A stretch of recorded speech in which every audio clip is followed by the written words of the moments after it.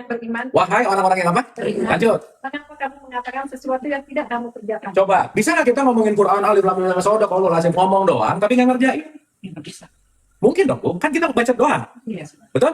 Tapi apa yang kita baca di Quran jadi perilaku nggak? Tidak. Belum tentu. Makanya ayat 3-nya, Itu sangatlah dibenci di sisi Allah jika kamu mengatakan apa-apa yang tidak kamu kerjakan. coba gimana? Sangatlah dibenci sama Allah ketika kamu ngomong, tapi kamu nggak ngerjain. Kena ayat lagi dong. Nah, ya.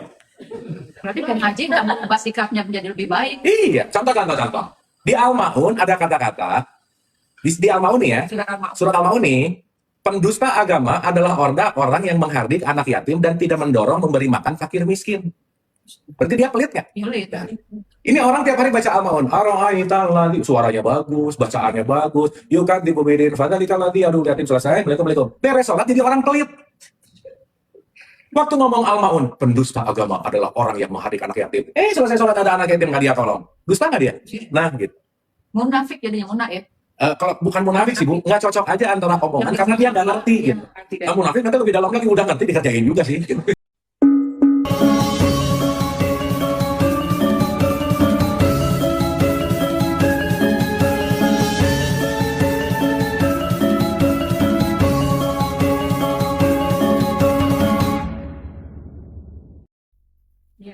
Betul nggak? Kan ibu-ibu teman-teman kalau datang ke supermarket, kita mau nggak mau ngebelinya berdasarkan merek yang ada di kemasan, betul nggak? Tapi ini mau Fit kayak, mau Amidis kayak, mau Aqua kayak, mau Le Mineral kayak, mau Equil kayak, semuanya hakikatnya adalah air. Emang hausnya kita akan hilang gara-gara merek nggak kira-kira? Enggak. Nah ini saking fanatik sama merek, wah nggak ini merek, ini salah, ini merek nggak, ini bidah, ini kafir, ini. Ini sibuk nyari merek, haus nggak ketolong, nggak beres. Karena kenapa? Sibuk mencari merek, sibuk dalam konteks yang di paling kulit, tapi lupa kepada esensi yang paling dalamnya gitu intinya. Ya, sampai sini oke? Sampai sini oke? Nah, tingkat perpindahan 1, 2, dan 2 ke 3 memang tergantung tingkat kedewasaan kita masing-masing. Kenapa? Karena kalau kita masih susah nerima perbedaan, berarti di situ akan sangat sulit atau di situ tingkat kedewasaannya nggak bertumbuh gitu. Makanya kata kunci yang sering dikeluarkan sama Quran di surat 22 ayat 67, ayo masing-masing punya syariat, nggak usah berantem. Masing-masing punya keyakinan, nggak usah sibuk sama keyakinan dan rese sama keyakinan. Lakum dinukum waliyadin gitu misalnya. Kenapa? Jalan yang bentuknya syariat, ini jalan yang sangat tidak terbatas gitu. Sesama identitas agama bisa beda mazhab, betul nggak? Bisa berantem nggak? Aneh ya. Nabinya sama, kitabnya sama, beda mazhab. Ribut nggak? Ribut, karena ngeliatin ini semua. Gitu. Nah makanya harapannya, perjalanan konteks kesadaran adalah dari sistem 1 menuju sistem 2 menuju sistem 3. Contoh nih ya. Oke, nanti abis ini kita masuk ke Ramadannya. Contoh dulu. Sampai sini oke? Itu rada diam-diam gini, ini oke ini? Oke, ini diamnya diam syariatnya. Ya, diam syariat itu bukannya kayak ngerti padahal nggak ngerti-ngerti amat gitu. Nah, itu diam syariat namanya. Contoh ya, saya kasih contoh nih. Real case-nya. Ya, real case nih. Secara syariat, sholat itu yang wajib 5 waktu. Betul nggak? Betul? Oke. Tapi pelaksanaan sholat untuk inna sholata tanha anil fahsya'i wal munkar, kira-kira dibatasi oleh 5 waktu nggak? Enggak dong. Betul nggak? Masa mau berbuat baik ada waktunya gitu? Karena berbuat baik itu nggak ada urusan satuan waktu, nggak. Kapanpun dan dimanapun ada kesempatan ya berbuat baik. Tapi, maaf nih, saat ini teman-teman haram sholat subuh. Bener nggak? Ya udah nggak waktunya kan subuh mah tadi, udah lewat. Aduh mau sholat subuh gitu misalnya. Ya nggak bisa, udah lewat. Bener nggak? Ya udah bukan waktunya atau udah jam segini, Bu. Paham maksud saya? Sip. Berarti di sini ada satuan cara, subuh jam segini, zuhur jam segini, asar, subuh 2 rakaat, udah.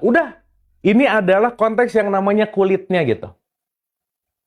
Tapi saya mau nanya, kalau dalam sudut pandang tarekat, sholat itu 5 waktu nggak? Tidak dong.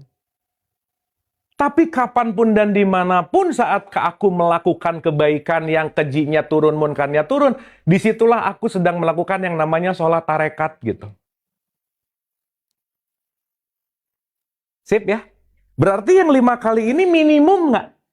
Iya dong. Yang 5 kali ini hanyalah sebagai upacara, tetapi pelaksanaannya bukan pada upacaranya, justru setelah upacaranya. Sampai sini oke? Paham ya? Bisa dimengerti ya? Makanya di dalam perspektif yang lebih dalam, kalau di sini 5 waktu, di sini 3, 6, 5, 7, 24. Dah. Dalam bahasa Quran disebut sholat daim, sholat yang terus-menerus. Jadi saat ibu dan bapak begitu ngelihat ada orang kelihatannya lapar, terus pengen beliin nasi bungkus, ngasih dia, ini lagi melakukan praktek sholat nggak? Lagi sholat nggak sebenarnya? Iya dong. Secara tarekat. Oke dulu nggak ini? Supaya di sini tuh jangan mikir sholat itu cuman gini gitu. Karena ini ritual syariat sholat. Saat ibu bapak ada orang marah, mau malah balik, nggak jadi ya, mending maafin, lagi sholat nggak kira-kira? Nah, gitu. Berarti tarekatnya di sini, kita sholat. Karena kita melakukan sholat, merubah kita menjadi lebih baik tadinya gitu. Iya dong. Karena yang 5 kali itu waker. Kalau kita nggak diingetin suka lupa nggak? Diingetin aja lupa, apalagi nggak. Bener nggak? Nah, sehari 5 kali diingetin. Allahu Akbar, Allahu Akbar. Ayo. Gimana? Kan gini ya, kalau kita ngomongin tentang konteks yang namanya hidup, kalau dalam bahasa Quran itu ada yang disebut pertanggungjawaban. Oke? Berarti pertanggungjawaban ini ada yang disebut dengan konsekuensi hidup. Konsekuensi. Semua yang terjadi pada diri kita, itu tergantung dari apa yang kita lakukan. Betul nggak? Sip. Semua apa yang kita lakukan, itu adalah pilihan nggak? Iya. Semua pilihan kita tergantung bagaimana data di dalam diri kita nggak? Maka ibu dan bapak, teman-teman semua, memilih pasti karena apa yang didengar, apa yang dilihat, apa yang dipikirin. Dan semua itu mengandung konsekuensi. Sampai sini oke? Dapat ya? Makanya begitu 5 kali sehari, dicek nih. Sok dari subuh ke zuhur, kamu dengerin apa aja, lihat apa aja, mikirin apa aja, ngomong apa aja, posting apa aja, langkahnya kemana aja. Dicek, kok kenapa jadi bete sekarang gitu misalnya. Itu namanya wudu. Betul nggak? Secara syariat, wudu, beres bersihin ini, betul nggak? Tapi secara tarekat waktu kumur-kumur, bukan ngebersihin kotoran gigi, bukan. Bersihkanlah ucapanmu, gitu. Waktu bersihin kuping, bukan kotoran kuping, jadi bersih, bukan. Bersihkanlah pendengaranmu yang jangan-jangan apa yang kamu dengar, kamu nggak filter, kamu langsung kerjain, gitu. Bersihkanlah pandanganmu, bersihkanlah pikiranmu, bersihkanlah semua apa yang kamu lakukan. Kan urusan sekarang urusan jempol nih, bisa berantem loh. Bener nggak? Berarti kalau kita ngeposting hal buruk, yang salah jempol bukan? Oh nyalahin jempol sih ya? Bukan, jempol mah hanya mengikuti kan? Mengikuti dari apa yang didengar, dilihat, dipikirin, keluarlah outputnya jadi tindakan. Jadi dia ngikutin komen aja gitu. Makanya di wilayah tarekat, kalau ini tadi fisik, ini wilayahnya masuk ke wilayah batin gitu intinya. Karena batin ini nanti yang akan memberikan power kepada fisik. Kita mau ngapa-ngapain, tergantung batinnya ini nanti sering disebut yang namanya jiwa. Jiwa mula yang menentukan pilihan. Jadi kalau sholat cuman fisik, tapi jiwanya nggak diberesin, disitulah disebut fawailul lil musallin. Oke sampai sini? Sok ya, ibu dan bapak nih ya, kalau sama anak, yang paling sering ditanya sholat yang syariat atau yang tarekat? Nah, udah sholat belum? Yang penting udah gini, oh tenang sholat. Sorga gitu misalnya. Betul nggak? Tapi jarang nanya, kamu hari ini lebih sabar atau tidak? Kamu hari ini lebih dermawan atau tidak? Kamu hari ini banyak memaafkan atau tidak? Kamu hari ini banyak berbuat baik atau tidak? Ini nggak pernah dicek nih. Kenapa? Karena mindsetnya udah 90% yang penting gini aja udah. Kalau udah gini, aman. Belum tentu.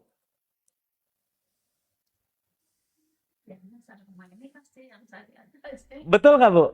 Iya. Berarti kalau kita sibuk yang di sini nggak keurus, apalagi yang di sini. Berarti kan tidak masuk kepada keseluruhan gitu inti. Sip ya? Maksud saya, saat kita mulai sudut pandangnya lebih luas, begitu nanti melihat perbedaan syariat, kita nggak langsung jadi berantem. Kenapa? Oh, yang aku lihat cuman kulitnya, tapi aku nggak tahu isinya mau kemana gitu intinya. Jadi mau kunut, mau enggak, mau gini, jadi nggak berantem. Kenapa? Oh, karena itu semua hanyalah jembatan menuju kepada outputnya adalah perilaku gitu. Makanya maaf ya, di Quran tuh nggak ada kalimat orang yang paling mulia adalah orang yang rajin sholat. Nggak ada, Bu. Tapi dampak dari sholat yang namanya hakikat, nanti ini sering disebut dengan yang namanya takwa gitu kira-kira. Oke ya? Sip ya? Jadi syariat, tarekat, hakikat yang paling penting yang mana? Nggak ada tiga-tiganya. Kan nggak bisa gitu kalau kita mau dapat dalam buahnya, nggak kupas dulu, nggak iris-iris, makan kan nggak bisa gitu.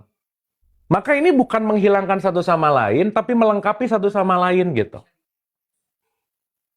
Contoh, syariat pelajarannya apa? Disiplin. Nah, kita punya waktu kedisiplinan. Oh, oke. Jam 12, disiplin. Disiplin. Ini kan untuk membentuk kedisiplinan sebetulnya. Tapi maaf, orang disiplin masih tetap bisa nipu nggak? Itu Bisa. kebiasaan aja berarti. Kebiasaan. Jadi begitu Allah nggak usah jauh-jauh aja ya. Teman-teman, kalau sholatnya kebiasaan dan kesadaran, indikatornya cuma satu. Begitu Allahu Akbar, rakaat 2, rakaat 3, udah pasti di sini aja. Udah pasti aja. Rakaatnya aja lupa. Berarti kalau lupa dalam keadaan mabuk karena lagi tidak sadar. Banyak gangguan yang masuk ke ingatan-ingatan itu. Iya, karena nggak jarang dilatih kan. Justru kita latihan gitu.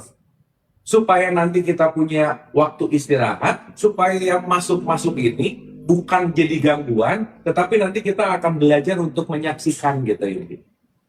Karena gangguan konteks kalau tadi bicara gangguan yang masuk itu kan buat saya pikiran lah gitu kira-kira. Pikiran ini off kalau lagi bobo aja kan sebenarnya. Tidur aja sekarang banyak orang mikir. Sebetulnya kalau sholat itu kan umumnya banyak yang keganggu dengan pikiran-pikiran. Biasanya untuk mengantisipasi supaya kita fokus itu kan merem ya. Iya. Tapi merem sendiri kan Boleh. tidak boleh. Iya, merem sendiri tidak boleh dalam satu syariat fikih tertentu. Di satu sisi boleh, Bu. Oh gitu, supaya konsen gitu loh. Iya. Ada kehusuan. Iya. Makanya nanti di sini jurusnya banyak. Tapi kalau dalam keadaan mata tertutup itu kita jadi fokus lah sholat kita jadi fokus. Iya. Iya. Tapi kalau terbuka pikirannya kemana-mana. Betul. Jadi merem boleh nggak? Nggak. Boleh. Katanya nggak boleh. Iya kan katanya di sini nih. Yang ngomong katanya di sini, katanya di sini. Ada merem setengah merem seperempat. Gitu lah kira-kira. Tapi poin utamanya kan bukan di merem atau tidaknya, membuatmu khusyuk atau tidak gitu. Jelas ya? Karena nanti ini sesuai dengan kapabilitas, sesuai dengan kemampuan, sesuai dengan konteks yang benar-benar nyaman dengan kita. Karena kenapa? Ini bukan tujuannya gitu. Tujuannya. Ya sama lah ya. Sholat yang benar di sini atau di sini? Sini. Di atas. Atau di sini? Bukan. Itu Itu udah syariat begini. Di sini? Zaman perang kan dulu begini soalnya karena dia perang senjata pegang di sini itu cerita Rasulullah ya. Betul. Begini. Nah, kalau sholat yang benar itu kan di sini, Di atas lambung. di atas sini. Di sini kan? Iya. Nah, sekarang saya tanya, orang ribut, ini. Yang ngeliatin ada yang nangis, Bu, kenapa? Nggak punya tangan dia, gimana? Iya. Betul nggak? Betul. Berarti bukan urusan ini, karena ini, itu wilayah kebiasaan identitas. Syariat. Dan kita begitu, nanti ya, kenapa sih ending point kalau kita ngomongin dari rukun Islam disuruh haji? Kan terakhir haji tuh. Iya. Salah satu pemaknaannya cuma satu. Coba kamu main jauh, lihat kamu seputaran Masjidil Haram nggak ada yang sama satupun. Iya. Betul nggak? Betul. Ada yang gini, ada yang gini, Macam-macam. ada yang gini. Terus itu yang sholat di Masjidil Haram yang paling benar yang mana? Gak ada. Sesuai dengan apa yang dia pakai di sini. Kenapa? Ini didesain untuk berbeda karena ini bukan inti tujuannya gitu. Nah, cuman ya mohon maaf sih ya, bagi orang-orang yang rada main yang nggak jauh, ya tahunya cuma gitu, udah aja. Jadi nanti salah, nggak gitu cara, yang benar gini. Padahal dia juga punya syariat tertentu, fikih tertentu, mazhab tertentu, ngomongin di sini gitu. Sampai sini oke? Dapat ya? Clear ya? Sehingga supaya kita nggak sibuk lagi urusan di sini. Karena urusan di sini nanti sibuknya urusan apa? Benar salah, baik buruk dalam konteks wilayah yang namanya ritual.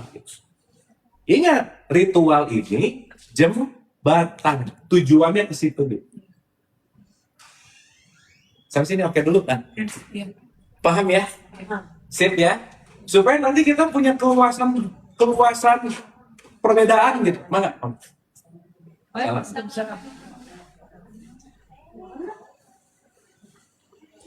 Ya? Bisa dimengerti ini? Iya. Clear ya? Jadi maksud saya, semoga kita nggak sibuk di sini terus gitu.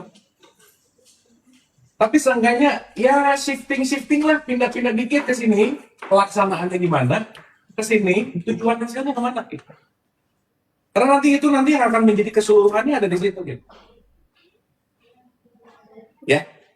Ibu, bapak, teman-teman pernah dengar nggak? Yang paling pertama ditanya waktu mati, waktu meninggal, itu salatnya pernah dengar gitu nggak? Iya. Emang ditanya rokaatnya? Bukan. Tapi sholat rokaatmu membuat kamu melaksanakan aku, membuat kamu mewujudkan aku menjadi orang taat atau tidak gitu. Karena value kita sebagai makhluk yang namanya manusia, letaknya adalah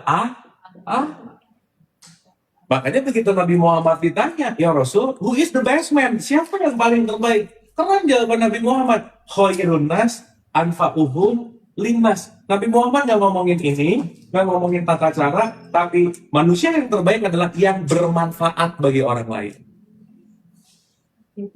Ini ke masjid sih 5 kali sehari, wah rajin banget. Tapi nggak akur sama tetangga misalnya, ngajak berantem mulu misalnya, pelit banget misalnya. Berarti kan sepotong. Tidak merubah dirinya menjadi lebih baik gitu. Betul. Karena nanti output esensinya sebetulnya ada pada ini gitu ya.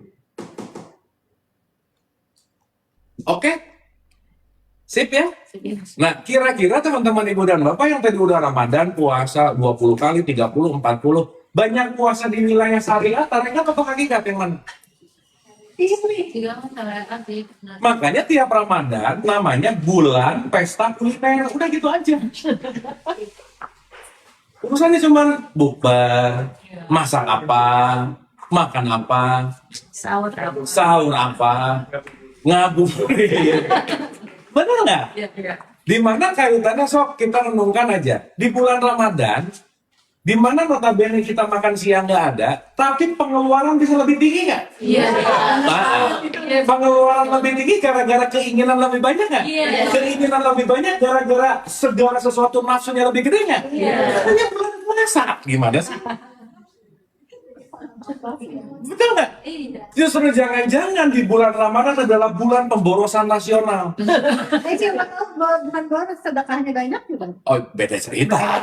Tapi ini kan kita ngomongin konsumtif ya. Ngomongin konsumtif ya. Memang siang makan enggak sih, tapi malamnya balas dendam gitu. Betul nggak? Iya. Dan ini terwujud, kenapa? Ramadan udah diulang-ulang, tapi ya kualitasnya gitu-gitu aja. Ya berubah. Nggak berubah. Meskipun segala bentuk apapun pasti ada paradoksnya. Bagus juga sih untuk perputaran roda ekonomi. Bagus, Bu. Bagus. Tapi imannya kurang. Nah, tapi konteksnya kalau kita masukin ke dalam ranah teologis, itu dia tidak masuk ke wilayah di sini dan di sini gitu itu. Tidak ada perubahan perilaku. Nggak ada perubahan. Oke? Ya. Sip. Nah, saya mau mulai dulu kalau gitu. Berarti dari sisi satu ke dari tingkat 1 ke 2 ke 3 ada yang disebut dengan yang namanya perubahan. Pertanyaan. Hal-hal apa aja yang berkaitan dengan perubahan? Apa aja? Kalau teman-teman ibu dan bapak mau berubah, kira-kira harus punya partikel apa aja? Misal. Sholatnya lebih Iya. apa Iya, perlu yakin. Yakin. Partikelnya apa? Partikelnya. 1, benar tadi. Niat dulu. Karena kalau nggak ada niat, nggak ada yang bisa dirubah aja udah. Betul? Makanya di bulan Ramadan, nggak semua orang Islam disuruh puasa. Ayo pusing nggak? Karena yang disuruh puasa adalah orang-orang yang beriman. Dan beriman itu tidak terletak pada identitas, tidak terletak pada KTP, tidak terletak pada tampakan, tapi terletak pada non-fisiknya. Keimanan tuh ada di sini gitu. Betul? 1. Yang kedua, selain niat, perubahan perlu apa? Waktu.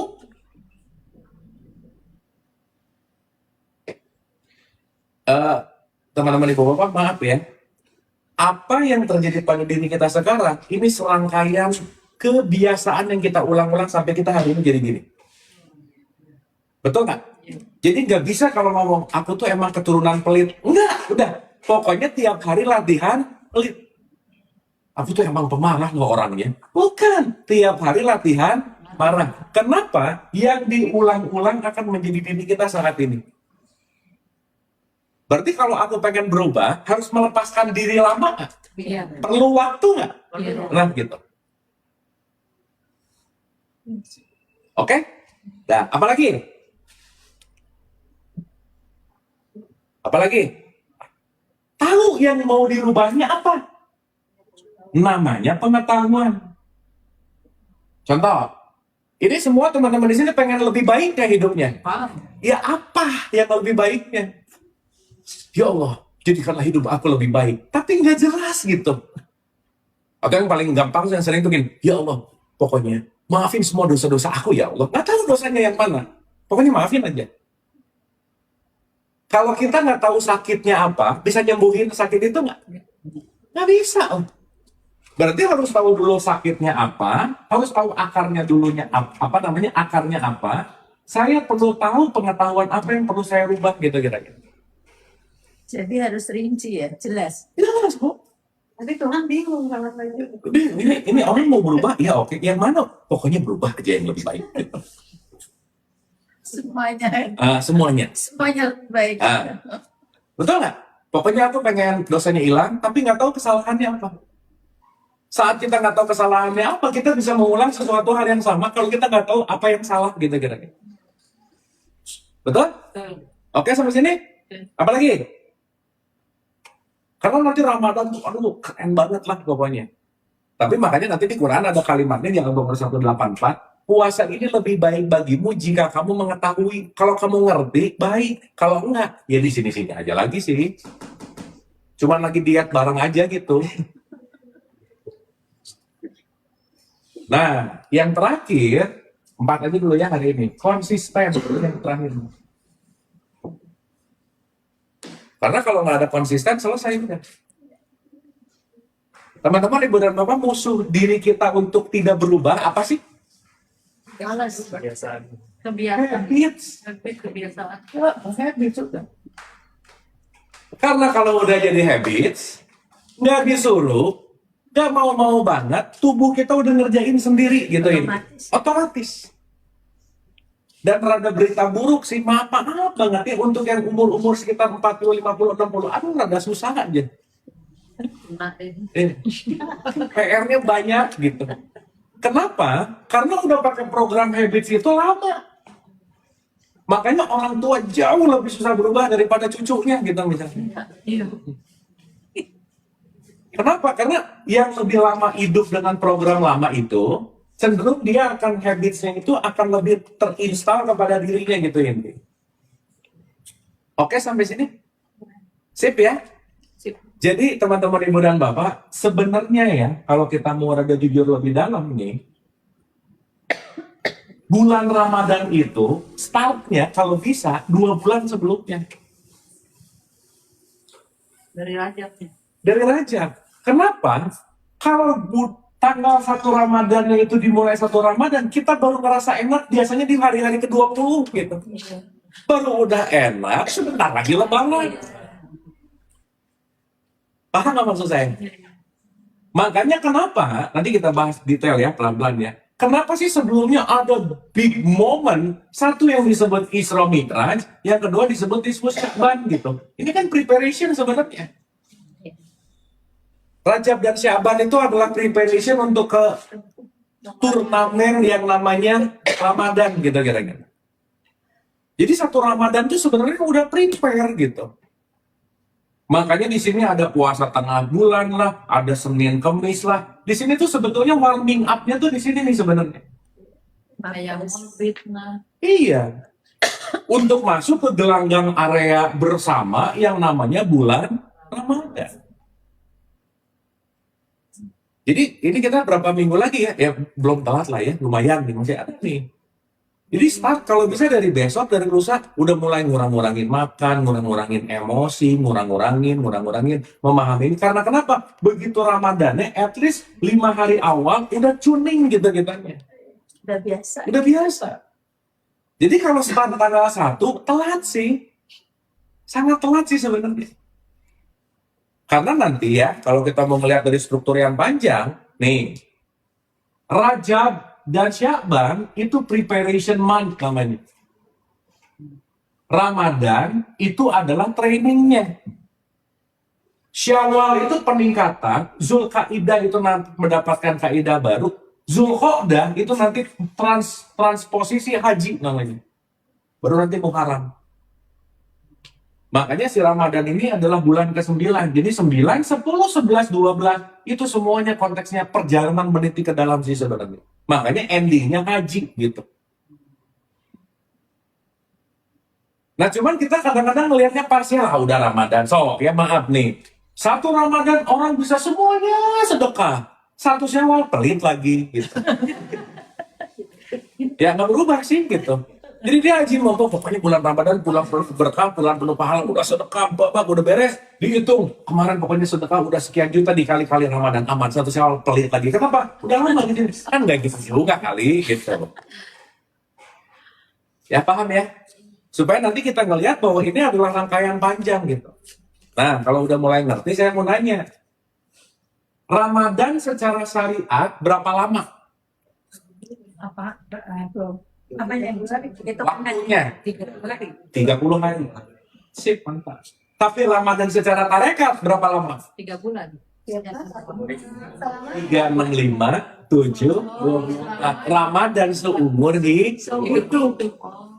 Oh, tadi saya mau tanya 365 itu apa? Hari-hari. Hari 3 jam. Iya. Ya, 365 hari dalam 1 tahun, 7 hari dalam 1 minggu, 24 jam dalam 1 hari. Jadi setiap saat. Jadi maksud saya ini adalah kapanpun, dimanapun. Karena begitu nanti masuk bulan Ramadan, rata-rata 1 Syawal, beres gitu. Spesial. Merdeka gitu. Selesai. Selesai. Tanpa sadar balik lagi ke habit selamat. Iya sih, biasanya emang gitu. Emang gitu ya Bu ya? Iya. Nah sekarang mudah-mudahan ya gitu Bu. Ya kita sibuk lagi masak lebaran tuh. Gitu. Kue lebaran. Dan yang paling lucu tuh kita suka pura-pura menghibur diri sih. Contoh, saya kasih contoh nih ya. Kira-kira mau masuk bulan Ramadan ada rasa bahagia nggak? Ada rasa happy gitu nggak kira-kira? Nah itu happy semu sih biasanya. Kalau nggak bohong sih. Coba ya kita jujur-jujuran ya. Saya mau nanya. Waktu bulan Ramadan kita disuruh puasa, benar? Iya. Puasa itu makan diatur atau boleh bebas? Diatur. Diatur. Jujur-jujuran teman-teman ibu bapak, urusan makan minum pengennya bebas kapanpun atau diatur-atur? Hebat. Jadi waktu diatur sebenarnya menyenangkan atau tidak menyenangkan? Wah, sebenarnya mah. Ya, mau diatur kok gitu. Ini kan kelihatan religius banget. Aduh, Ramadan sebentar lagi aku mau makan lah gitu. Mau diatur makannya gitu, prep lah gitu. So, H-3 mau hari raya, happy nggak? Iya, berarti nggak betah waktu Ramadan ya. Gitu. Oh iya, menyambut Ramadan ya. Sok nanti kita taruhan. Hari pertama puasa udah ada yang langsung bikin status 29 hari lagi lebaran ya. Sok, cek gitu. 129 itu bilang hari gitu. Iya, Berarti kan nggak betah-betah banget sebenarnya gitu. status lagi. Iya, bikin status lagi gitu. Tapi nggak apa-apa juga sih, lucu-lucuan aja lah, nggak apa-apa. Sip ya. Jadi maksud saya, banyak orang yang puasa syariat tapi tidak bertirakat gitu. Makanya wajar Nabi Muhammad bilang banyak dari umatku yang puasa, dia cuma dapat haus dan lapar. Anak SD juga untuk ngurusin nggak lapar, nggak haus, nggak minum, nggak makan bisa gitu. Tapi poinnya tidak hanya terletak pada urusan fisik gitu inti. Oke sampai sini? Oke nggak ini? Oke. Jadi selama hidup rata-rata di sistem satu nggak puasanya? Iya. Ya nggak apa-apa juga sih. 2026 kalau bisa jangan. Gitu. Ayo kita berubah. Ya, Nah, sekarang kita lihat. Oh, berarti puasa adalah jalan transisi di mana kamu. Jadi gini, ada niat dengan waktu, dengan pengetahuan konsisten, tambah satu lagi kesadaran. Inilah partikel-partikel keimanan. Makanya kalau boleh saya analogikan pakai bahasa yang lebih sederhana ya teman-teman ibu dan bapak. Al-Baqarah 183 itu kalimat dalam bahasa Arabnya gini. Ya ayyuhalladzina amanu kutiba alaikumusiyam. Hai orang-orang yang beriman diwajibkan atas kamu berpuasa. Itu terjemahan biasa. Tapi sekarang kita dalamin sedikit. Supaya besok kita puasanya tidak di sini tapi at least di sini. Kalimatnya kira-kira gini. Hai jiwa-jiwa yang terpanggil. Hai jiwa-jiwa yang apa? Terpanggil. Sudah saatnya kamu puasa. Beda nggak, Bu? Sama dengan kata, hai orang-orang beriman diwajibkan untuk kamu puasa. Tapi saat, hai jiwa yang terpanggil, saatnya kamu puasa. Pertanyaannya, kalau jiwa yang terpanggil untuk puasa, ngerjainnya dipanggil dengan panggilan nggak kira-kira? Iya. Pasti nggak berat ngerjain. Karena sesuatu yang ringan pun, jika dikerjakannya keberatan, maka jadi berat. Betul nggak? Berarti ini urusannya bukan aku harus, tapi aku terpanggil atau tidak. Makanya bahasa terpanggil dalam bahasa Quran sering disebut hilal. Duh, kayaknya tuh kenapa ya hidup tuh sekarang gini-gini mulu, circle gini mulu, yang datang gini, ada apa ya? Nah, tuh hilal tuh. Kayaknya aku terpanggil untuk bikin perubahan deh. Kayaknya aku harus ngelakuin sesuatu yang beda deh. Kenapa? Udah bertahun-tahun gini-gini mulu kok hidupnya, itu hilal tuh. Dan rata-rata teman-teman ibu bapak maaf ya, rata-rata hilal orang untuk menuju kesadaran itu biasanya penderitaan lah gitu. Kan hanya Ya. puasa itu kan puasa kelihatannya cuma menahan lapar dan haus. Ya. Tapi apakah pandangan kita juga harus berpuasa? Ya. Misalkan lagi puasa nih nggak boleh nonton TV Ya. kayak punya gosip misalkan. Ya. Terus nggak boleh denger yang ini, nggak boleh ngegosip misalkan gitu. Itu semua harus kita jalanin kan? Secara di waktu puasa maksudnya. Iya, baru Ya. Iya, supaya kita nanti menjadi lebih baik. betul. Satu, yang kedua baca Quran.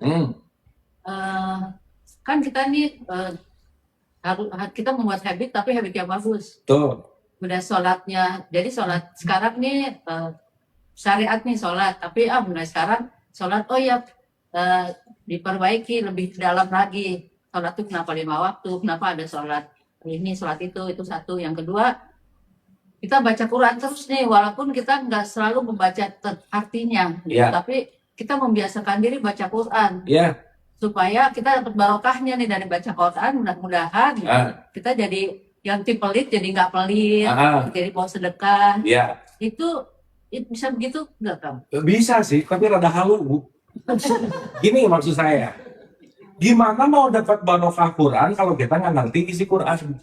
Ya, jadi kudu baca dengan terjemahannya juga.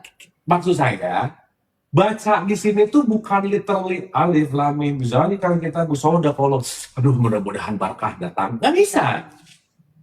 Tapi Bu, setidaknya nih ya. Setidaknya nih ini minimum requirement banget ya, ini paling basic aja. Saat teman-teman ibu bapak mau baca Quran, mau ngerti kek, mau enggak kek, waktu tadarusan baca Quran hatamak seenggaknya, enggak ngomongin orang udah bagus. Enggak gibah. Enggak gibah. Mengurangi gibah semua. Kan begitu alif lam mim. Di sini nggak? Handphone rada jauh. Seenggaknya nggak banyak scroll, komen, scroll. Udah 5 menit hataman, 5 menit tadarusan, 5 menit ngaji. Bagus, mau ngerti, mau nggak. Kenapa? Itu momen membuat kita lepas dari kebiasaan-kebiasaan buruk gitu. Tapi ada tapinya. Nggak ujung-ujung habis baca, gitu. Nggak bisa, orang nggak ngerti isinya. Gitu ya. Makanya tetap, ingat lah ya. Quran itu tidak hanya didesain untuk dibaca, apalagi dia ngatamin. Enggak. Tapi dimengerti. Maknanya. Maknanya. Karena kita mau dapat petunjuk, mau dapat berkah. Berkah. Petunjuk. Gini. Keberkahan datang kalau kita tahu petunjuk dulu nggak? Iya. Berkah, pahala, surga, itu buah. Berkah, pahala, surga. Pengen dapat surga, pengen dapat pahala, pengen dapat keberkahan. Itu buah. Tapi menanamnya adalah apa yang aku baca dalam Quran petunjuk, aku kerjakan sehingga aku mengalami perubahan. Jadi sebaiknya baca Al-Quran itu juga itu di artinya itu juga harus sebaiknya dibaca supaya ngerti gitu ya. Oh pasti Bu. Nah, ya, soalnya umumnya kan orang yang tadi sampaikan ngaji ya udah ngaji aja gitu. Saya kasih contoh ya. Ya. Pernah dengar kata tadarus nggak? Iya. Waktu ibu-ibu tadarusan ngapain? Baca Al-Quran. So, ada Quran nggak? Buka satu surat aja. Satu ayat aja. Surat 3, ayat 79. Kenapa? Bagus Bu pertanyaan yang patah. Mana Al-Quran? Ali Imran, surat 3, ayat 79. Ya mungkin bagi seseorang yang telah diberi kitab oleh Allah serta hikmah dan Kenabian. Terus? kemudian dia berkata kepada manusia, jadilah kamu penyembahku, bukan penyembah Allah. Tetapi dia berkata, jadilah kamu pengabdi-pengabdi Allah, karena kamu mengajarkan kitab dan karena kamu mempelajarinya. Karena kamu apa Bu? Mempelajari kitab. Mempelajari. Pelajari. Lihat bahasa Arab terakhirnya ada kata-kata wa bima kuntum tadrusun. Ada nggak di highlight? Tadrusun. Ya. Ada? Ya. Berarti tadrusun atau tadarus itu artinya apa? Pelajari. Mempelajari. Bukan disuruh baca. Betul nggak? Ya. Selama ini kebiasaannya tadarusan ngapain? Baca Al-Quran. Baca. Hafal. Yang penting hatam. Hafal. Padahal kalimat di sini apa? Mempelajari. Mempelajari. Makanya tambah lagi satu surat. Simaan soalnya itu ya. Iya. Tadarus itu kan simaan. Betul, menyimak. Iya. Betul. Satu lagi Bu, 12 ayat 2. Surat Surat 12, Yusuf ayat 2. Kami menurunkannya berupa Quran berbahasa Arab agar kamu mengerti. Agar kamu apa? Mengerti. Berarti Quran diturunin ini supaya kita ngerti atau supaya kita hatam? Ngerti. Karena itu kan paham ya. Iya. Jadi ini kalimat ini disuruh paham atau hatam? Paham. Maaf ya. Orang hatam tapi nggak paham, perilaku bisa berubah nggak? Tidak. Ya. Tapi bagus-bagus aja sih. Jadi yang penting hatam atau paham? Paham. Dua-duanya jangan aneh-aneh. Udah, yang suka hataman mah hataman aja nggak apa-apa. Tapi umumnya memang disarankan tuh khatam, fokus bisa 1, Ya. 3, 4, 5 kali gitu. Iya. Jadi yang khusus untuk pemahamannya itu sih memang jarang disebutkan. Betul. Padahal ada di Quran ya. Iya, betul. Disuruh paham ya. Iya. Karena kita terjebak di 90% di sini terus puas dengan hanya membunyikan, merasa dapat pahala gitu. Tapi kan baca Al-Quran itu dapat pahala juga, cuman karena kita tidak tahu maknanya, petunjuk dari Al-Quran itulah yang akan kita cari sebetulnya. Tapi pahalanya bisa kebakar, Bu. Karena Kalau cuma dibunyiin. Kenapa coba? 61 ayat 2 Nggak- coba. nggak tahu 61 artinya. ayat 2. Ah, gitu. nggak tahu artinya. So, Ini Ustadz atau Ustazah itu memang misalnya walaupun satu ayat ya. itu udah ini. Jadi nggak pemahamannya itu sendiri nggak difokuskan untuk kita memahami, tapi pokoknya baca. Iya. Nah, itu belum selesai, Bu. Bacalah walau satu ayat, Ya. plus pelajari, plus pahami, plus amalkan gitu. Ya plus-plusnya itu yang nggak ada. Kadang mungkin nggak ikut kelas gitu, Mina. Iya. Mungkin Ikut kelasnya baca mulu. dibaca dulu. Oh iya, pasti. Itu kata dari. Betul, makanya tadi saya bilang, selain baca, plus pelajari, plus pahami, plus amalkan, plus siarkan dan seterusnya. Yang kedua tadi di ayat berapa? 61, As-Saff ayat 2. Ayat 61. Surat 61, As-Saff ayat 2 dan 3. So, coba apa? Wahai orang-orang yang beriman, Wahai orang-orang yang apa? Beriman. Lanjut. mengapa kamu mengatakan sesuatu yang tidak kamu kerjakan? Coba, bisa nggak kita ngomongin Quran, alif lam mim shadaq, kalau lazim ngomong doang, tapi nggak ngerjain? Nggak bisa. Mungkin dong, Bu. Kan kita baca doang. Iya. Betul? Tapi apa yang kita baca di Quran jadi perilaku nggak? Tidak. Belum tentu. Makanya ayat 3-nya, Itu sangatlah dibenci di sisi Allah jika kamu mengatakan apa-apa yang tidak kamu kerjakan. coba gimana? Sangatlah dibenci sama Allah ketika kamu ngomong, tapi kamu nggak ngerjain. Kena ayat lagi dong. Nah, ya. Berarti kan ngaji nggak mengubah sikapnya menjadi lebih baik. Iya, contoh. Di Al-Ma'un ada kata-kata, di Al-Ma'un nih ya, Surat Al-Ma'un. surat Al-Ma'un nih, pendusta agama adalah orang yang menghardik anak yatim dan tidak mendorong memberi makan fakir miskin.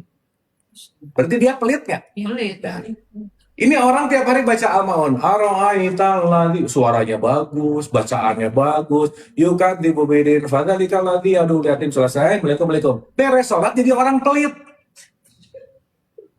Waktu ngomong Al-Ma'un, pendusta agama adalah orang yang menghardik anak yatim. Selesai sholat ada anak yatim nggak dia tolong. Dusta nggak dia? Nah, gitu. Munafik jadinya munaif. Kalau bukan munafik sih, Bu, nggak cocok aja antara omongan karena dia nggak ngerti gitu. Arti dari Nah, munafik nanti lebih dalam lagi, udah ngerti dikerjain juga sih. Gitu. Nah, itu lebih ekstrim. biarkan gitu ya Ustaz, yang membiarkan anak yatim tidak memberi makan anak yatim. Iya, misalkan. Kan Al-Ma'un itu mengajarkan kita supaya jadi orang nggak pelit. Nggak pelit. Betul? Ya, Sekarang dia rajin baca Al-Ma'un, tapi pelit. Cocok nggak sama Al-Ma'unnya? tidak. Kabura maqtan indallahi an taqulu ma la taf'alun. Aku nggak suka sama orang yang ngomongnya nggak pelit, tapi pelit, nggak cocok. Surat 2 ayat 44. Satu lagi, jadi ingat. 2:44. Nah, Mengapa kamu menyuruh orang lain untuk mengerjakan kebajikan, sedangkan kamu melupakan dirimu sendiri? Padahal kamu membaca suci Taurat, tidakkah kamu mengerti? tuh, kenapa kamu nyuruh orang lain berbuat kebaikan, kamunya enggak? Padahal kamu juga baca kitab suci kan, gitu. Berarti sekarang saya tanya, orang yang rajin hanya membaca Quran, perubahan perilakunya bisa terjadi nggak? Tidak terjadi. Belum tentu. Tapi seenggaknya, tadi saya bilang, nggak ngerti pun baca, ibu dan bapak, teman-teman, diem. Nggak ada waktu ngegibah. Kecuali kalau sodaqallahu lazim, tahu nggak? Nah, nggak apa-apa. Nanti kalau kayak gitu kan saking nggak kuatnya gitu.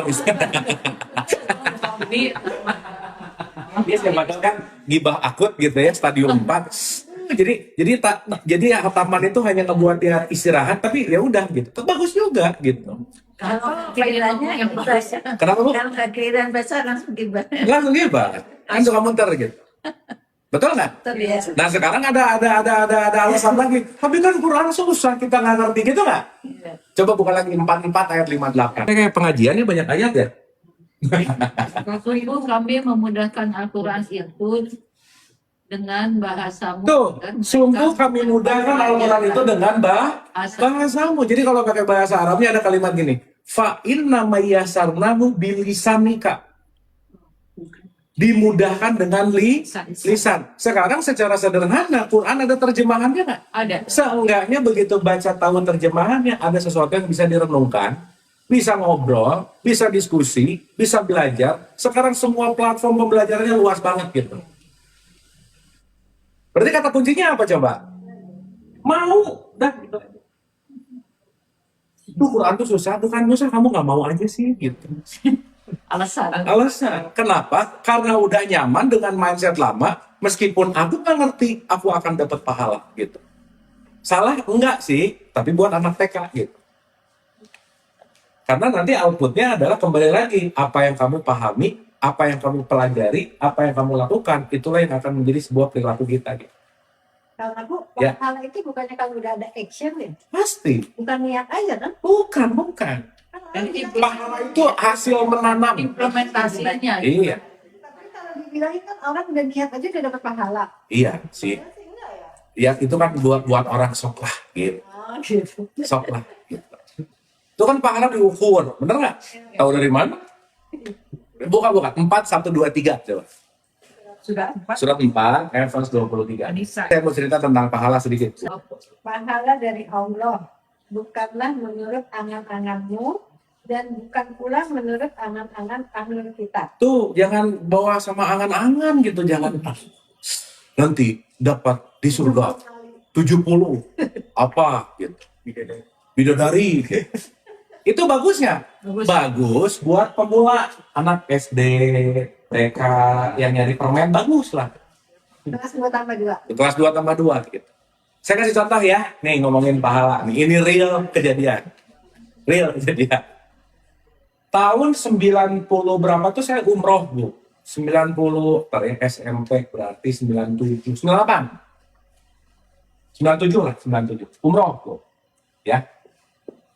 Saya tuh nggak tahu kenapa dari kecil tuh rada-rada agak banyak pertanyaan lah tentang hal-hal gini gitu.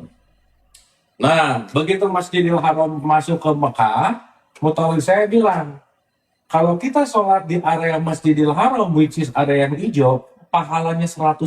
Buset, gede banget gitu. Berarti kalau saya sholat satu kali, hitung-hitungan kan? Di Bandung nanti lepas aja, kenapa udah banyak di sini? Oh, pikiran saya kan udah di sini. Jadi tiap sholat ngitung pahala mulu gitu, hitung-hitungan mulu gitu. Kita sampai malaikat bawa kalkulator kayak gini. Gitu. Nah, di satu saat lagi ngobrol sama si mutawif itu, saya nanya, Ustaz, kalau area hijau ke dalam, berapa pahalanya? 100.000. Oke. Kenapa? Area Masjidil Haram. Kalau di sini 100.000 di dalam. Oke. Sekarang saya tanya, areanya pindah ke sini nih. Di sini nih. Di area sini nih. Kalau di sini berapa? 1. Yang nentuin siapa? Jauh banget. Iya kan? Karena ini bukan area Masjidil Haram.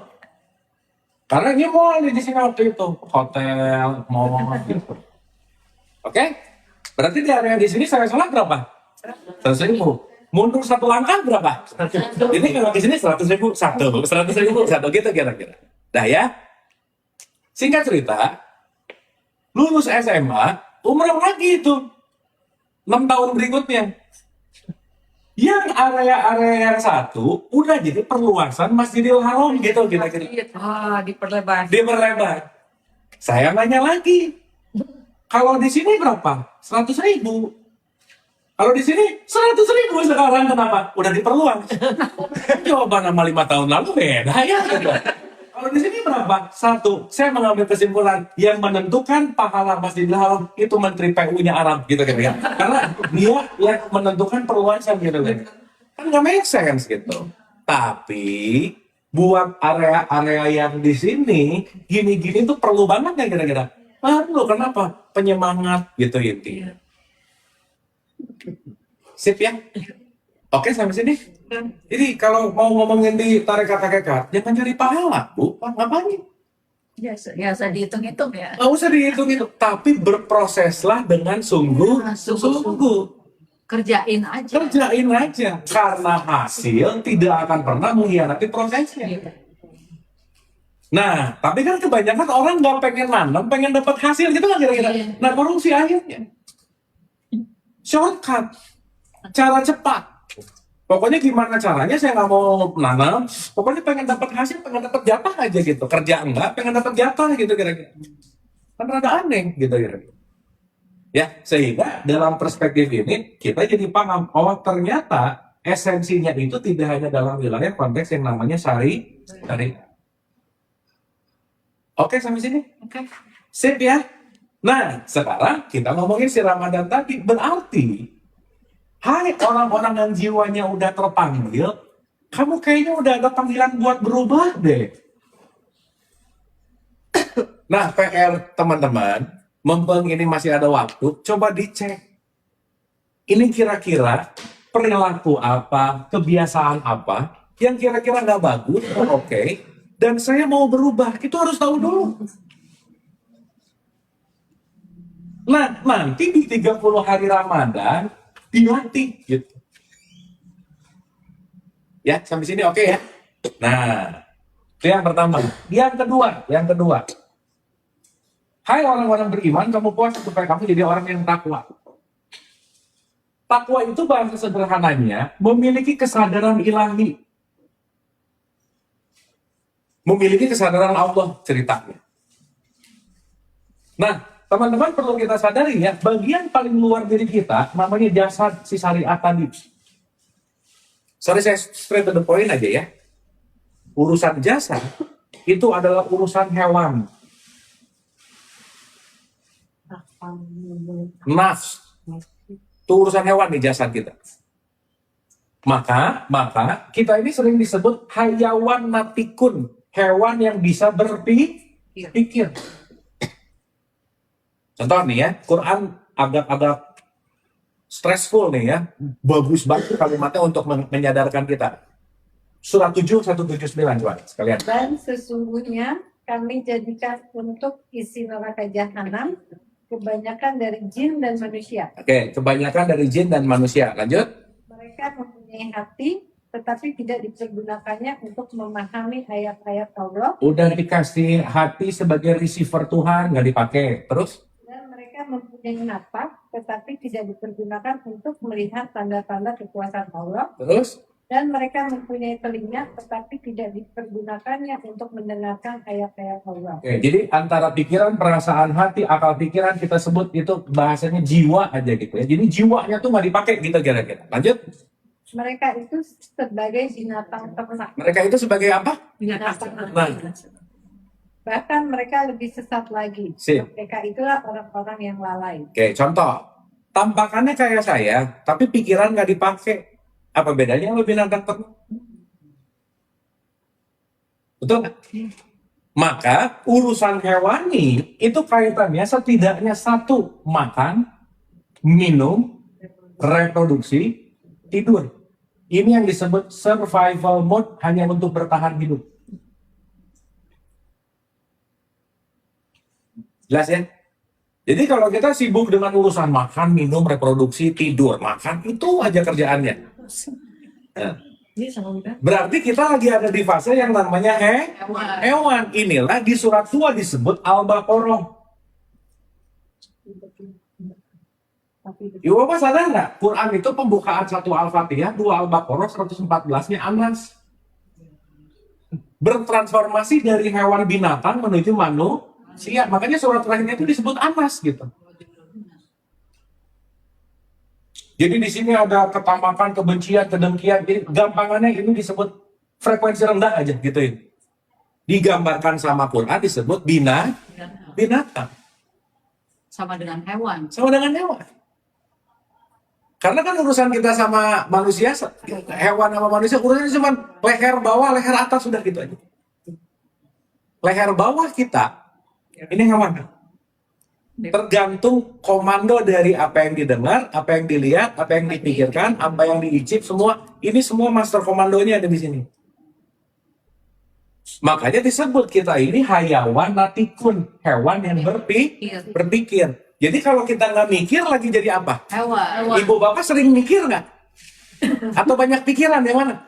Ah, ya udahlah ketahuan gitu. Makanya nanti basic desainnya cuma di sini terus gitu. Makanya ibu bapak maaf ya, maaf banget nih. Gak usah jauh-jauh ngomongin ketuhanan sama orang yang masih lapar. Mending kasih makan dulu. Yes.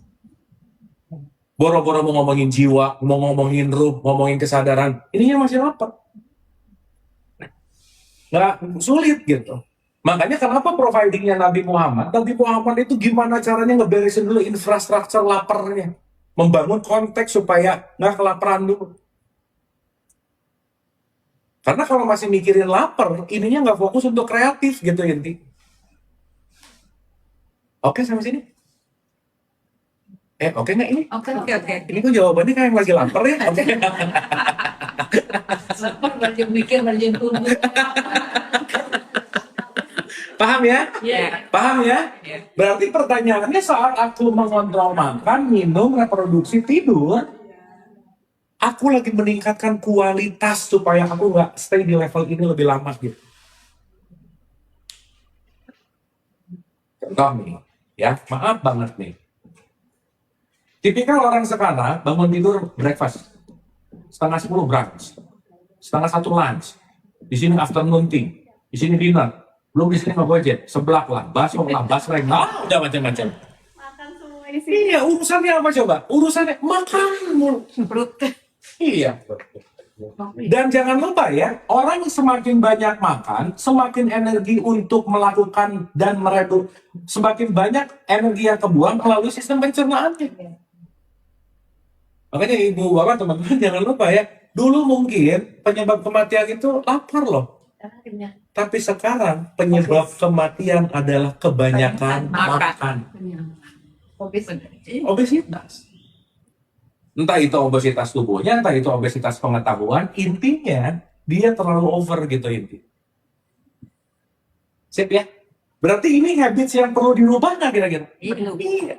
Ngerubah yang asalnya ngunyah mulu, diturunin volume ngunyahnya gitu. Puasa. So, ditahan. Maaf ya, orang yang disuruh puasa, kira-kira orang yang jarang makan atau yang sering makan? Yang sering makan lah, kalau jarang makan mah. Nggak usah puasa juga, udah biasa dia. Biasa, iya. Makanya bahasa Quran nih ya, bagi orang-orang yang berat menjalankan puasa, kamu jangan lupa fidyah. Memberi makan fakir, miskin. Sekarang orang yang berat menjalankan puasa siapa? Jawaban basicnya orang hamil sakit. Oke lah, nggak salah. Tapi orang yang berat menjalankan puasa adalah orang yang terlalu sering makan. Sok lepasin. Dan tujuan puasa bukan bikin kamu lapar, bukan. Untuk ngasih makan jiwa, di mana intisari dari takwa nomor 1, itu sedekah baik lapang maupun sempit. Intinya di sedekahnya. Contoh nih ya, contoh. Ini mudah-mudahan niat ini kita pakai nih. Kita waktu puasa, di sini sahur, di sini buka puasa. Di sini nggak boleh makan, betul nggak? Yang biasanya di sini makan, jangan makan. Tapi rata-rata yang 90% siang nggak makan sih, tapi balas dendam di sini maghrib. Ini namanya bukan puasa, zaman takhir makan siang, pindah ke sini semua. Sampai masalah susah ya. Sampai mau salah susah saking, aduh. Ya. Dan ini nilai puasanya dalam tanda petik kalau boleh pakai bahasa gampang, nggak ada nilainya nih gini. Kalau cuma pindahin jam makan, bukan nggak ada nilainya lah ya, nggak paripurna gitu. Kan mikiran kan buka puasa pengen makan ini, gini. Iya, berarti kan urusannya kebinatangan lain nih. Bukan kemanusiaan gitu. Bener nggak ini? Iya. Berarti maaf ya, begitu kita bangun tidur habis sahur langsung mikir, nanti buka pakai apa ya? Ini aja. Tapi teman-teman ibu dan bapak, esensi pemberian nutrisi jiwa kita saat puasa, begitu bangun tidur di sini, satu yang dipikirin, saya niat hari ini nggak akan makan siang, dan saya niat makan siang ini akan saya lepasin ke fakir miskin. Saya nggak akan ngambil jatah makan siang saya, meskipun saya bisa beli, bisa ngegojek, punya uang, tapi saya tidak mengambil hak itu. Kenapa? Karena saya mau menuju ketakwaan untuk bersedekah baik lapang maupun sempit. Itu namanya puasa. Harus diniatin juga ya. Iya tuh, Bu, kalau nggak niat gimana? Kan tadi satu niat, belum sampai satu. Makanya tiap puasa, besoknya puasa niat dulu nggak? Iya. Iya, cuma niatnya basa-basi masalahnya. Nah, itu sama beda nanti amit aja. Nggak ada panggilan gitu kan, beda cerita. Sip ya? Oke ya? Oke. Tuh, yang berikutnya. Kita disuruh bangun lebih awal sahur. Untuk apa? Kontemplasi. Ibu Bapak tahu nggak kenapa hanya di bulan Ramadan ada yang namanya tarawih? Supaya kita belajar makan hanya 2 kali sehari. Kalau nggak ada tarawih, dari maghrib sampai jam 10 makan nggak beres-beres ini. Makanya bilang rembuk tarawih. Makanya rakaatnya banyak nggak? Supaya nggak balik lagi dengan pola kebinatangan makan itu sama kayak kemarin-kemarin gitu. Iya. Makanya salah satu kebiasaan adalah, ingat ya, tubuh kita akan bekerja dengan sangat maksimal saat perut kosong, bukan lapar. Jadi rest eating-nya itu better pada kapasitasnya gitu. Makanya kita dia latih makannya cuma di sini sama di sini. Ini istilah keren sekarang disebut T-MED, 2 meal a day. Cukup 2 kali makan sehari. Nanti lebih ekstrim lagi namanya OMAD, 1 meal a day. Kenapa? Saat asupan makanan lebih dari 16 jam nggak dimasukin ke tubuh kita, sel-sel autofagi kita akan hidup. Dia akan menjadi self healing untuk membunuh sel-sel yang udah mati. Sehat pasti. Jadi jangan kira orang banyak makan makin sehat. Enggak, sebenarnya. Nanti sesuai dengan kapasitas dan kebutuhan kita gitu. Itu perlu puasa Senin Kemis tuh ya Pak Ustadz. Kenapa tuh? Itu makanya perlu puasa Senin Kemis itu. Betul. Senin Kamis itu supaya habis Ramadan, ya, puasa 6 hari, nggak bablas-bablas banget stok udah gitu loh. Tetap ada maintenance-nya. Setengah bulan, Senin Kamis, semua puasa-puasa. Saya mabit. Supaya nanti masuk ke Ramadan berikutnya, more preparing-nya lebih oke gitu. Oke? Ya. Ini mukanya kayak hopeless-hopeless gini. Ini jangan, aduh udah dekat lagi nih kayaknya udah kelar, udah nggak usah nggak apa-apa udah. Karena Ramadan kita yang di tengah tidak ditentukan oleh satu Ramadan secara tanggal kalender enggak. Ramadan seumur hidup gitu ini. Oke? Sip ya? Yuk besok sekali lagi sarana terbaik karena semua orang lagi ngerjain, Bu. Kalau semua orang lagi ngerjain kita latihannya enak gitu. Tapi tantangan utamanya saat semua orang berhenti, kita tetap melakukan. Jadi rada aneh kalau besok pas puasa, nyuruh warung tutup, hormati aku yang puasa, itu aneh. Justru kalau gini, saya tamat puasa gara-gara nggak ada yang jualan, gara-gara semua orang puasa. Hebat nggak? Enggak, orang nggak ada gangguannya. Tapi saya tetap puasa ketika semua orang makan, semua orang jualan, dan saya tetap puasa, itu yang disebut the best. Gitu. Sip ya? Ya. Makanya, terakhir, dalam perspektifnya Ibnu Arabi, puasa disebut ibadah super spesial karena langsung kaitannya sama aku kata Allah. Satu-satunya ibadah yang nggak bisa diflexingin cuman puasa. Di rukun Islam, syahadat bisa teriak-teriak nggak? Asyhadu, bisa nggak? Flexing. Sholat bisa flexing nggak? Bisa. Bisa. Zakat bisa nggak? Bisa. Oh, posting. Haji bisa nggak? Oh, masang gelar gede-gede. Mau puasa mau postingnya gimana? Nggak bisa. Nggak bisa. Masa, mas, nah, kan nggak gitu. Nggak bisa, bukan gitu. Gitu mau posting kan nggak bisa. Siap ya? Artinya, ini adalah sesuatu yang direct, jujur. Makanya dalam satu hadis dikatakan puasa itu hadiahnya aku kata Allah. Karena saat orang berpuasa, orang itu Allah sedang melakukan sifat-sifatku. Aku tidak makan, aku tidak minum, aku tidak tidur. Dan aku tidak gibah. Ya udah pastilah. Itu mau kembangannya. Berarti saat mengurangi makan, mengurangi tidur, mengurangi minum, kita lagi meng-Allah lah kira-kira. Nah, nanti kita akan ngerti saat itu dilakukan. Bahkan bukan jiwanya yang diberikan nutrisi, kita akan masuk kepada kesadaran rohani nanti di sini. Nah, saat ini semua dilatih, intuisi lebih baik, feeling lebih oke, tajam, dapat sebuah konteks-konteks firasat dan seterusnya. Nah, di situ kita akan melihat sesuatu yang selama ini nggak kelihatan. Di situ nanti muncul nuzulul Quran, di situ nanti muncul Lailatul Qadar dan seterusnya. Ujungnya kembali ke Oke ya? Ya. Dah, sekarang nggak usah jauh-jauh pulang dari sini. Cek, saya mau berubah apa ya sebulan ke depan. Dah, itu aja, Bu. Dilatih kita. Ini saya kayaknya terlalu banyak ini, dan kayaknya ini. Nah, udah dicek tuh. Self-scanning, ikro kalau bahasanya Nabi Muhammad. Nah, saat udah tahu, cek, jebran, bikinin jurnal. 30 hari ke depan di puasa. Hari pertama, hari kedua, hari ketiga, hari keempat. Ada recordingnya gitu. Dilatih lagi. Supaya nanti kita tahu indikator parameternya gimana. Sip ya? Iya. Makanya nanti kita akan ngerti kembali ke fitrah itu saat kita mendapatkan hidangan langit, bentuknya adalah kesadaran. Dan hidangan obat. Bukan hidangan bumi, bukan. Meskipun nanti ada opor apa sih. Gitu. Di opor dosis, jangan kebanyakan. Ya. Oke? Sip ya? Dapat ya? Kesimpulan.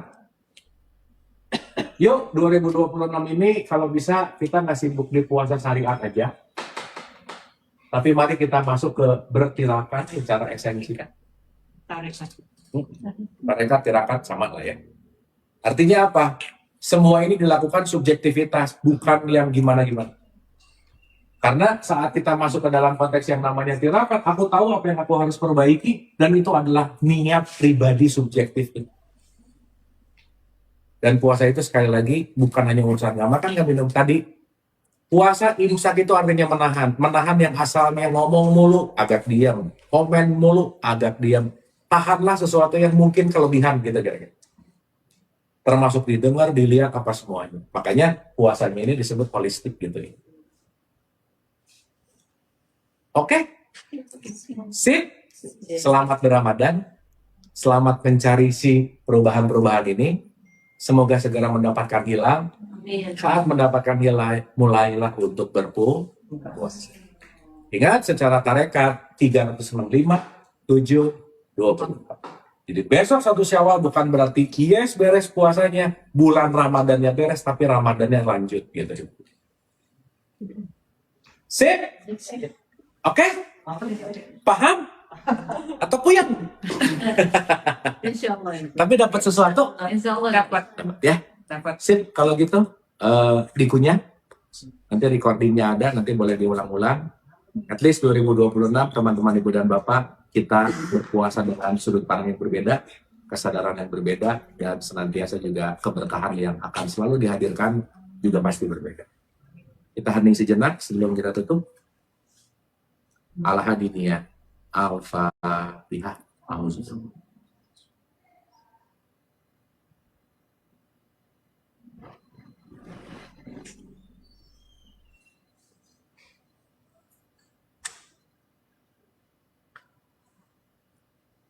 Allahumma rabbi firli wali walidayya warhamhuma kama rabbayani shaghira. Rabbana atina fid dunya hasanah wa fil akhirati hasanah wa qina adzabannar. Wa adkhilna jannata ma'al abrar ya aziz ya ghafar ya rabbal alamin. Subhana rabbika rabbil izzati amma yasifun wa salamun alal mursalin walhamdulillahi rabbil alamin. Amin, amin ya Allah ya rabbal alamin. Ibu dan bapak terima kasih. Semoga bermanfaat, semoga ada sesuatu, dan yang paling pasti mari kita transformasikan dari pengetahuan di sore hari ini menuju kepada perilaku yang lebih baik. Teman-teman ibu dan bapak tetap sehat dan bahagia. Wabillahi taufiq wal hidayah. Assalamualaikum warahmatullahi wabarakatuh. Terima kasih.